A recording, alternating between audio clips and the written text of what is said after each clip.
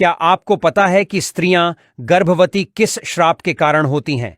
अगर नहीं, तो हम आपको बताते हैं कि वह कौन से आर्ष मुनि थे जिन्होंने समस्त स्त्री जाति को श्राप दिया था कि वह आज के दिन से सभी स्त्रियां गर्भवती हो जाएंगी। इसे मैं आपको एक कथा के माध्यम से बताऊंगा। मित्रों, एक समय की बात है, भगवान भोलेनाथ अपने कैलाश पर्वत पर विराजमान थे। तब उनके पास माता पार्वती आती है और कहती हैं, ही प्राणनाथ, आज मैं आपके पास एक प्रश्न के उद्देश्य से आई हूं। तब भोलेनाथ कहते हैं कि हे पार्वती, बताओ कौन सा है वह तुम्हारा प्रश्न। तब पार्वती कहती हैं कि ही प्राणनाथ, इस चराचर जगत के स्वामी, मेरा प्रश्न यह है कि वह कौन से आर्षि थे जिन्होंने कलयुग की स्त्री को गर्भ धारण करने का श्राप क्यों दिया। देवी पार्वती आगे कहती हैं कि स्त्रियों में ही गर्भ की उत्पत्ति क्यों होती है, संसार में केवल स्त्रियां ही गर्भ धारण क्यों करती है, इसके पीछे क्या कारण है, यह कष्ट केवल स्त्रियों को ही क्यों सहन करना पड़ता है। यह बात सुनकर भगवान भोलेनाथ कहते हैं कि हे पार्वती, यह प्रश्न प्रत्येक कलयुग की स्त्री के लिए महत्वपूर्ण है, क्योंकि पहले ऐसा नहीं था। पहले की स्त्रियां गर्भ युवती नहीं होती थीं। हे देवी पार्वती, मैं तुम्हें इस प्रश्न का उत्तर एक कथा के माध्यम से दूंगा। तब देवी पार्वती कहती हैं कि हे प्रभु, कृपा करके मुझे वह कथा सुनाइए। तब भगवान भोलेनाथ कहते हैं, ठीक है, मैं तुम्हें वह कथा सुनाता हूं, लेकिन इस कथा को तुम्हें पूरा सुनना होगा, क्योंकि आधा अधूरा ज्ञान हानिकारक होता है। दोस्तों, आप लोग भी महादेव के सच्चे भक्त हैं, तो कथा को पूरा सुनिए। तब देवी पार्वती कहती है, हे चराचर जगत के स्वामी भगवान भोलेनाथ, मैं इस कथा को पूरा सुनूंगी। तब भोलेनाथ कहते हैं कि इस कथा को सुनने मात्र से ही मैं सभी के 32 पाप नष्ट कर देता हूं। जो इस कथा का श्रवण सच्चे मन से करता है, उसका अवश्य ही उद्धार होता है। भगवान भोलेनाथ अब उस कथा को सुना प्रारंभ करते हैं और कहते हैं कि हे देवी पार्वती, एक समय की बात है, ब्रह्मदेव ने समस्त सृष्टि की रचना की है। ब्रह्मदेव ने अपने मन से तथा शरीर के पृथक पृथक अंगों से अनेक आर्ष मुनियों की रचना की है, तथा अनेक सुंदर सुंदर अप्सराओं, गंधर्व तथा देवताओं की भी रचना की है। ब्रह्मदेव ने ही स्त्रियों को सौंदर्य और चंचलता प्रदान की है, परंतु यह देवी पार्वती एक समय की बात है। आर्षि पुलस्त्य से का जन्म ब्रह्मा के कान से हुआ। पुलस्त्य ब्रह्मा के मानस पुत्रों में से एक है। ब्रह्मा ने पुलस्त्य को अनेक प्रकार की विद्या प्रदान की तथा पुलस्त से प्रकट होने का उद्देश्य उन्हें समझाया। फिर ब्रह्मा ने पुलस्त्य से को संसार के कल्याण के लिए तपस्या करने का उत्तम कार्य सौंप दिया। अम्मा की ही आज्ञा से सतयुग में महर्षि पुलस्त्य सुमेरु पर्वत के उच्च बिंदु पर तपस्या करने के लिए चले गए थे। पुलस्त्य वहां पर आश्रम का निर्माण करके घोर तपस्या करने लगे। भगवान भोलेनाथ आगे कहते हैं, है देवी पार्वती, उसी समय अनेक गंधर्वदत्ता, दानव तथा अप्सराएं उस स्थान पर विचरण करने के लिए आया करते थे। उन सभी की दृष्टि पुलस्त्य पर पड़ी तो वे सभी उनकी पुलस्त की तपस्या भंग करने की चेष्टा करने लगे। उन्होंने पुलस्त्य की तपस्या में अनेक बार विघ्न उत्पन्न करने का प्रयास किया।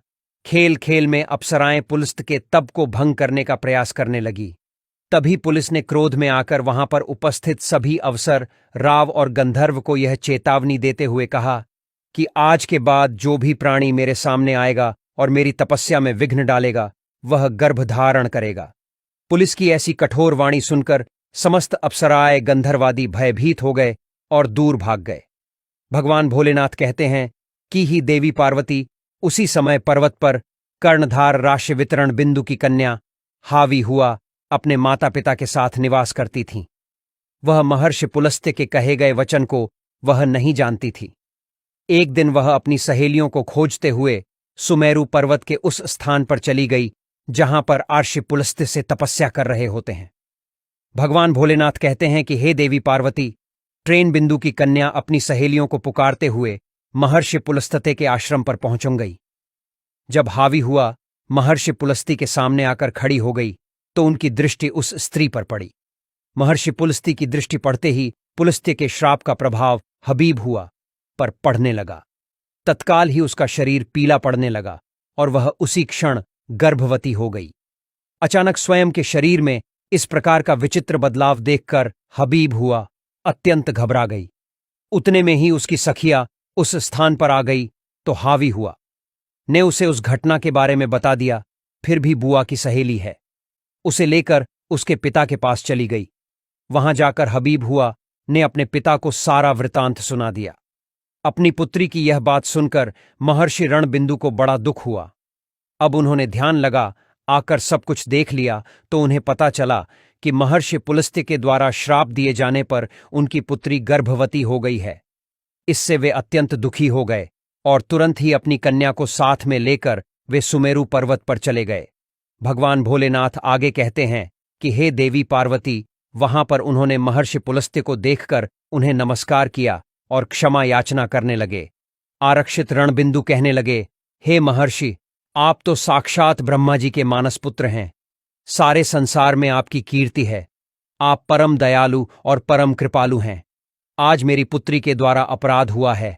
वह आपके द्वारा कहे गए कथन से अनजान थी और आप ही के श्राप के कारण वो गर्भवती हो गई है। यह संसार की पहली स्त्री है जो गर्भवती बनी है। इसीलिए हे मुनिवर, अब मेरी पुत्री से कौन विवाह करेगा? इसे तो कलंक लग जाएगा। इसीलिए मैं आपसे प्रार्थना करता हूं कि आप मेरी कन्या को पत्नी के स्वरूप में स्वीकार कीजिए। मेरी कन्या सर्वगुण संपन्न है, उसके मन में किंचित मात्र भी दोष नहीं है। यह सदैव ही आपकी सेवा में तत्पर रहेगी। भगवान भोलेनाथ आगे कहते हैं, देवी पार्वती इस प्रकार से आर्षि तरण बिंदु ने आदरपूर्वक महर्षि पुलस्त्य से विनती की। तरण बिंदु के आदर सत्कार और स्तुति से महामुनि पुलस्त्य अत्यंत प्रसन्न हुए और हावी हुआ को दिए गए श्राप से उन्हें बड़ा दुख हुआ। फिर उन्होंने आश्रित शीतलन तरण बिंदु को आश्वासन देते हुए कहा, हे मुनिवर, मैं आपकी स्तुति से अत्यंत प्रसन्न हुआ। मेरे ही कारण तुम्हारी कन्या गर्भवती हुई है, इसीलिए मैं तुम्हारी कन्या को मेरी पत्नी के रूप में स्वीकार करता हूं।